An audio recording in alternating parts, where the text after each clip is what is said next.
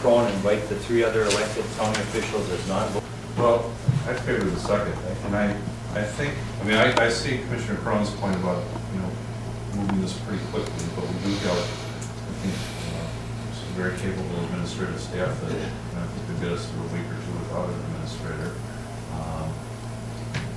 I wonder if a relatively quick and simple process, and maybe you've done this in the past, would be to send a notice to the Association of Minnesota Counties and the National Association of Counties Organization, which we're both active members, and just a notice that we're looking for an interim, short deadline. So at least we've kind of done some due diligence to kind of get the word out. So that's kind of the question. Yep. Gotcha, guys.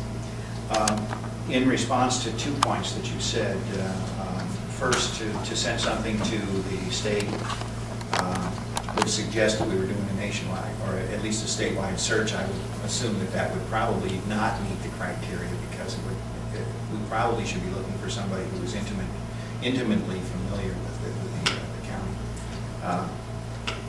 But to follow up on how that would go, the idea was to do something similar to what you said. Give the press the concept, assume that they would make it publicly known that we were looking in, that anybody who was interested would have to have their name in this week sometime. Now, Commissioner Nelson, you're next. Thank you, Chair. Commissioner Fink. I apologize for raising my hand when you were talking about the motions, but I think it is a little bit cumbersome, but I think this is also a very good open setting to have this sort of dialogue. I have to tell you that even though we just finalized one budget, as the newly appointed Chair of Finance and Budget, and with the help of our past Chair of Finance and Budget, Commissioner Rocker, I hope to make it through these first 5 or 6 months, and I know that one of the things that's going to be very, very important is to have an administrator in place, an administrative team completely in place as we start to move ahead with this budgeting process, because again, as we have finished one, we are starting the next budgeting cycle, and there's a lot of work to be done.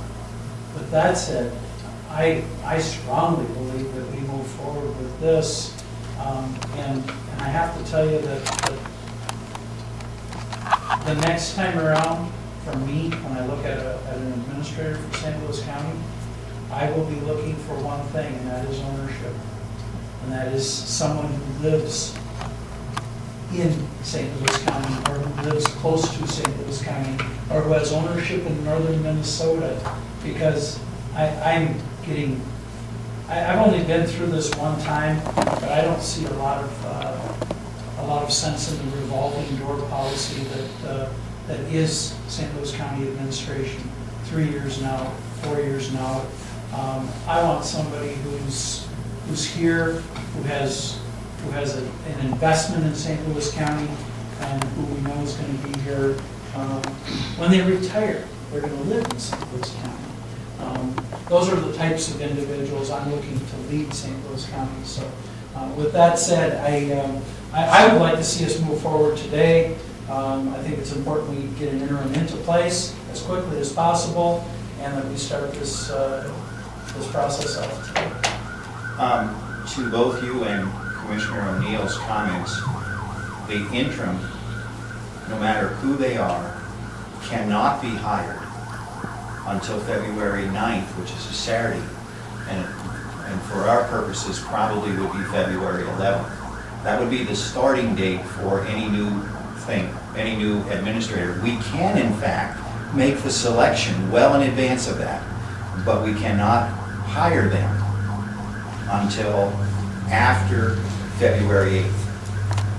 And follow that with a question, because if that is the case, one of the things, well, and believing it to be the case, I think there is a way of hiring somebody on a contract basis prior to doing that. But we have an administrator presently on board who's gone for 3 weeks. He'll be back for roughly a week prior to his departure. I gotta tell you that if we do select, if this board selects someone who's not presently actively working in St. Louis County, I want that person to have that week to spend with the outgoing administrator and with his team prior to taking that position. So that's the reason I'm pushing to do this, and there has to be a way to bring that person on board. In fact, if you brought that person on board, I would assume they would come, that they would be here early to do that type of at least outgoing interview or outgoing discussion with our current administrator. Thank you, Mr.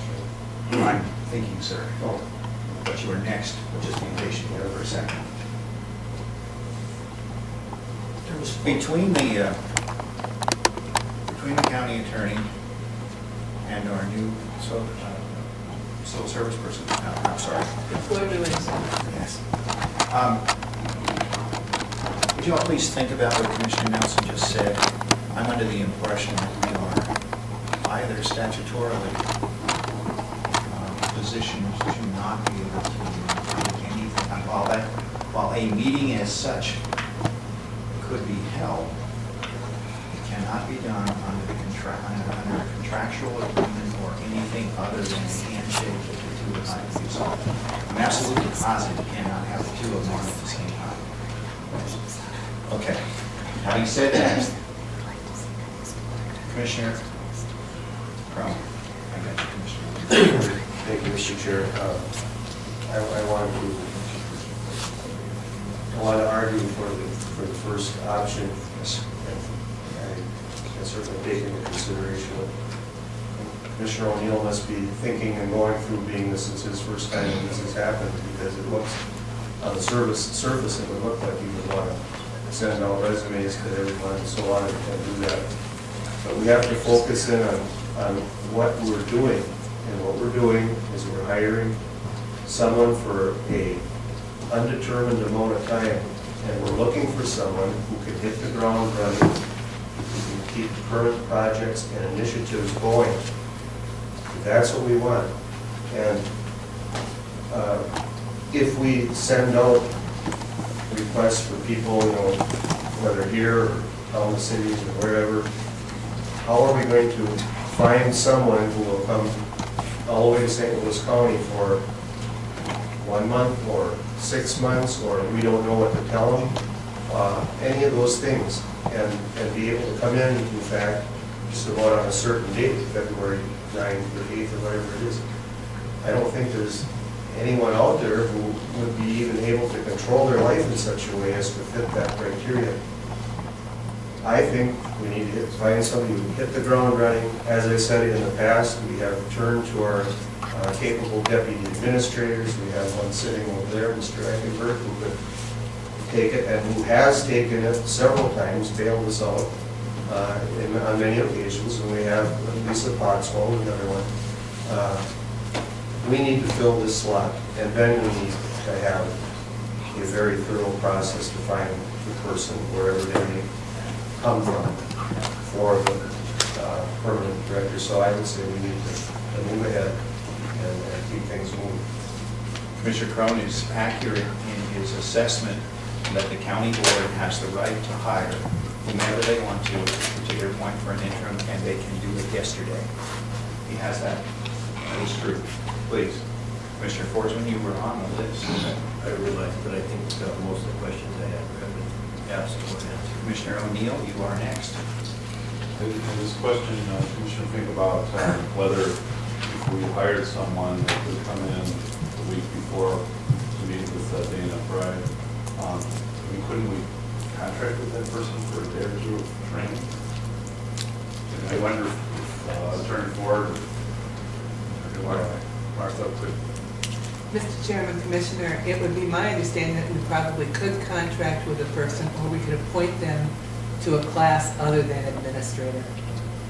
I think the issue is, and the county attorney can correct me if I'm wrong, because I'm kind of new on this, but I assume the issue is that you can't have two administrators. Yes. So it's you either contract with them or appoint the interim in some other job until we can actually appoint a person as the administrator. Comment, Ms. Lord? I'm not sure of the answer at this point. I tried to do the same for an outgoing attorney in my office and was told I couldn't do it, but I didn't research it on the administrator position, so I don't know. Commissioner Forsman? Just my thought there that when we're talking the two internal candidates, I mean, that would not necessarily be an issue. If we're talking about the two external candidates, it does become an issue, but at the same time, is that, you know, I can't speak for either candidate, but I'll speak for if I was running for the position, which I'm not, just so that I'm not A, B, or C, or D. But if I was, I don't think that I would mind coming in and spending some time with the administrator on my own time, not getting paid. I will remind this board, and I think I can speak for every elected official in here, including our attorney, our auditor, and our sheriff, is that we spent a lot of time interviewing for these jobs with the public that elected us for many, many months and spent a lot of our own money in order to do it. All I'm saying is that if you're a candidate for administrator for St. Louis County, there will be a salary. You would negotiate it, obviously, and I would almost hope that any external candidate would be willing to spend a week or 2 weeks trying to get up to speed on those things that they might not be familiar with, without compensation, actually, to be honest. Maybe it's just me, but that's just the way I would see it, and I just say that just to see it on the record.